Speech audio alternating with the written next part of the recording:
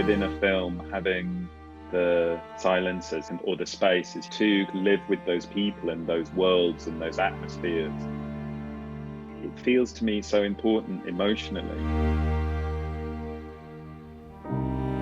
We live in a society now that's so immediate and everything happens at once. And what I really enjoyed about making this film was that idea that, you take your time. Hello, my name is Francis Lee and I am the writer and director of Ammonite. I'm Dustin O'Halloran and I am one of the co-composers for the film Ammonite. Hi, I'm Volker Bertelmann and I'm one of the co-composers of Ammonite. The thing that was interesting working on your film is how precise where you use the music is. And it's something that we've been asked a lot, and just that there's most modern films are just filled with so much music, but how much you use the sound design in relation to the film. And I personally, I really appreciated that. I really love that when it's used in it makes it more meaningful, more powerful, and it sets a space so that the music can be listened to separate from the film as well, which doesn't always happen with every film, and that you actually can kind of put, there's space for other people's emotions. And I really like that. I remember one of the first conversations we had, and I felt really mean to you guys, because I think the first thing I said was, I don't want any music in my film. And and it's more about trying to find moments where that music actually is going to elevate or say something about that emotional space that's happening in the pictures, rather than, as you were saying, Dustin, in lots and lots of films that are so completely underscored, it almost feels like a band-aid or a signifier to push you to feel something. And I think what the challenge that I set you guys was very much specific points in the film for very specific reasons why we wanted to have a score or some music in those places. When you heard music in your film for the first time, did it feel strange? No, it didn't, because the music was so brilliant, because you guys are so brilliant. No, it didn't. It actually, this is my second film, as you know, and in my first film, God's Own Country, I use music that you also made, Dustin, as part of Winged Victory for the Sullen. Not composed specifically for the film, but some music that we found that we really responded to. And I remembered on God's Own Country and on Ammonite, again, very similar process, kind of shying away from using music. But then when we identified some reasons why we might like it in various points, putting it on with the picture, even before the mix and stuff, in the most rudimental way in the edit, and suddenly going, oh yeah, wow, gosh, or getting emotional because of it. Or understanding the story or that story beat more, or adding another layer to that emotion, and I think that's why our collaboration is so successful, is because it completely works, even though I can be resistant to it. Mm-hmm. Mm-hmm. But I also think that what was very interesting was, even that we have such a few spots, the fewer the spots are, the more you are thinking, do we need music here as well? Because suddenly your approach to use music is getting smaller and smaller. And I think that's very interesting, because it can also be the other way around. Once you start underlining every emotional journey in the film with music, it's very hard to leave it away in places, because suddenly you feel like this level is missing. So for me it was interesting, and I don't know why, but why was it for you this spot on the beach? I think that's the first spot where you wanted to have score? Why was that specifically the spot that you, I remember that you pretty precisely said, I think I want to start here.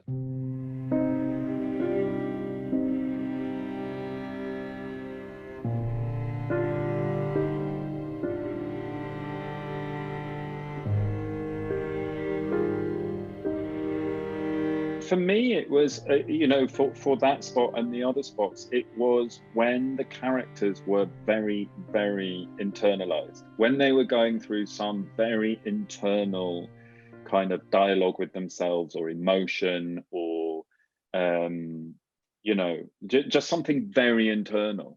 And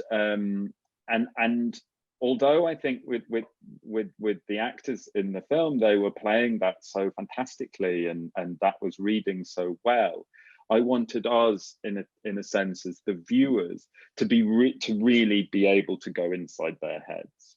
And I found that the score really helped those moments and didn't feel, instinctively, it didn't feel like it suddenly came from nowhere.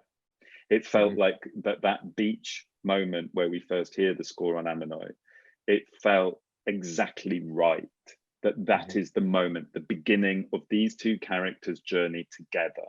The way in which at that moment, they're both totally locked inside themselves.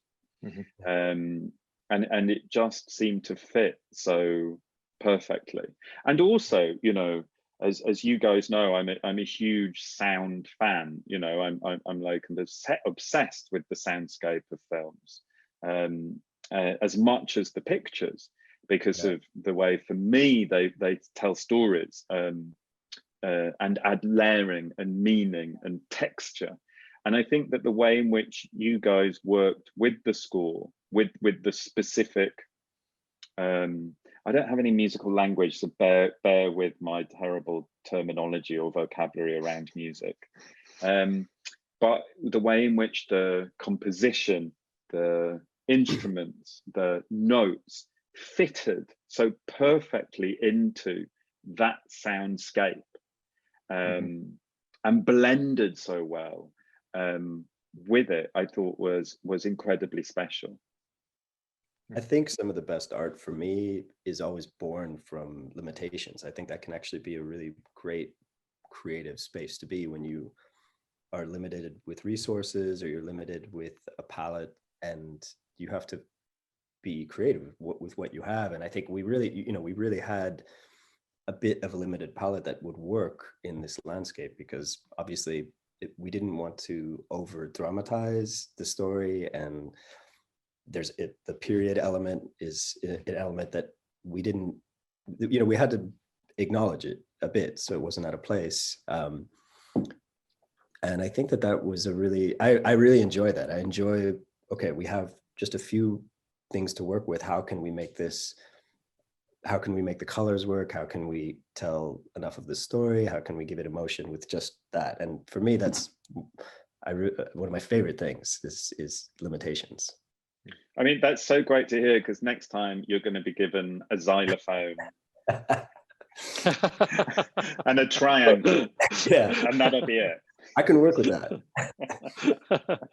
But what was also very interesting was that we were also both, I remember Dustin and me, when we saw the film first time finished, we were both talking to each other and we were very surprised about the level of the soundscape in terms of the nature and the sea and the wind. Because when we were composing the music to it, these sounds were not so present in that, in our mixes. So what I really liked is that suddenly the sound levels between wind and the strings, for example, which I think are mixing very well with each other. Sometimes they blend into each other and you hear suddenly music out of the wind or out of the water.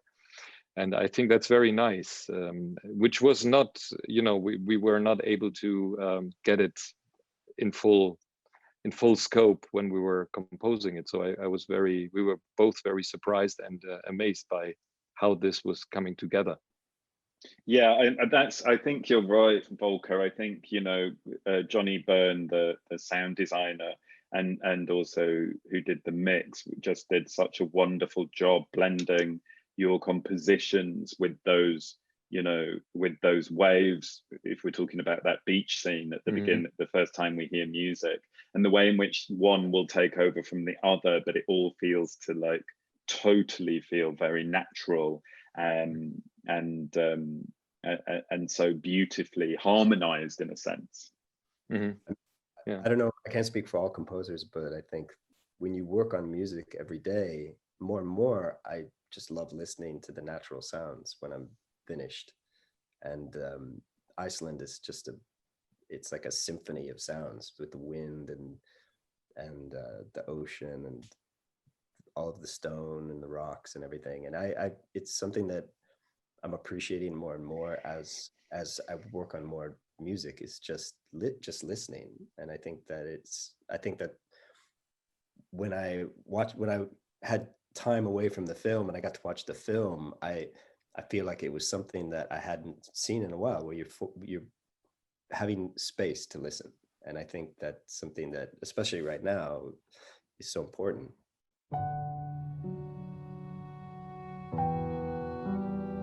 One of the things that I really loved was the final piece of music that you guys composed.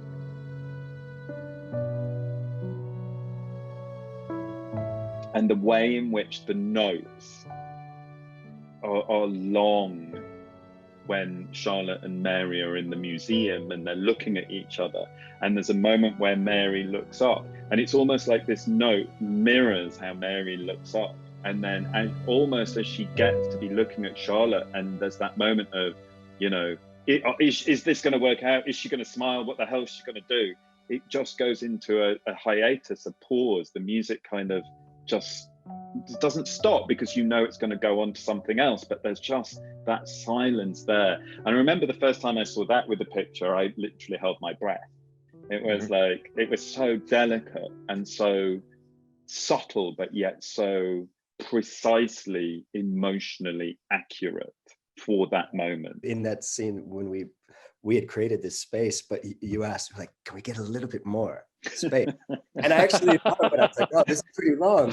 Let's see how long we push it out. And you pushed it a little bit farther. So you had it, you know, that was a really beautiful input, because because you pushed it to the very, very limits of tension, really, the silence of the tension. And I love that.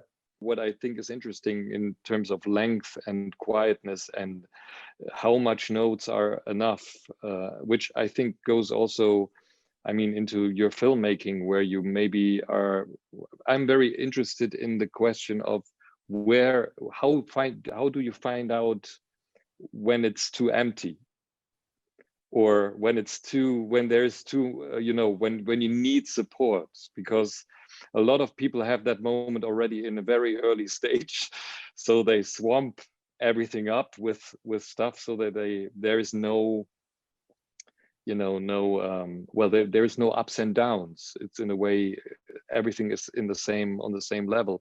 So where is that moment where you feel you want to push it even further, and you are not afraid about the result, in a way, you know? Yeah, I think, I mean, for me, it's instinct, and like, and also working with Chris Wyatt, the editor, because I'm somebody who will linger on a moment forever. I would happily, you know, stay in a moment for a very, very long time. And Chris, you know, particularly when a character leaves a room, I'm always like, no, let's just hold it on the room. And he's like, okay. And I'm like, no, longer. And he's like, okay. And I was like, no, it's great. And he's like, it's an empty room. There's no one there. And I'm like, no, but I love that feeling when a character leaves a room and leaves an echo of what's just happened and things. So we kind of balance each other out in that sense. But I think mainly instinct, you know, I kind of I don't have any other technique than what feeling it's eliciting in me. And whether or not I feel I'm still in that moment and can kind of extend it. And do I, you know, and sometimes I really like extending the sad moments because I want to sit in the sadness or in the loneliness or whatever it is. I kind of enjoy that a lot. I think a lot of artists at some point in their career have an epiphany about space and silence. And I think visual arts and music, you know, it's such an important part of a piece. And it's, you know, it's all of the things that are not said. And I think that that's something that's, you know, when you, it's something that I always love in people's work is the negative space and the holding and the withholding, because I think that gives even more power to what comes next or visually. And yeah, I actually was reading a biography about Debussy, and he was writing an opera, and there's this moment where he realizes that how to use space, and not in a sense of a pause musically, but actually that part is telling part of the story. And I think that that's very rare. You don't find it in filmmaking that much anymore. Do you relate to the modern filmmaking, or do you feel like this is something that you have taken from the past? Or I mean, yeah, that's a really interesting question. I think because I make film very personally, and so everything comes that we see or hear or react to on screen from, you know, my life or how I feel or what's going on and stuff. And I think that, you know, I've often felt that my life is quite about the silences. It's not about the communications or whatever, but they are filled silences, you know, as you say, they're active silences or and what have you. But, you know, I guess don't ever quote me on this when, you know, I'm directing the next Marvel movie. But I you know, I find it, I do find myself becoming, you know, distracted when films are completely underscored. And it becomes, you know, it becomes a real distraction to me rather than adding to any of the experience of that story or that film or those characters. And I think that's a slight frustration, but generally, you know, I'm a sucker for a big ballad in a film. And the fact that I didn't get a big ballad in this film is down to you two and your skill and talent. Otherwise, there would have been a big Jennifer Rush ballad on the end. Well, we give you a restrained ballad. Yeah.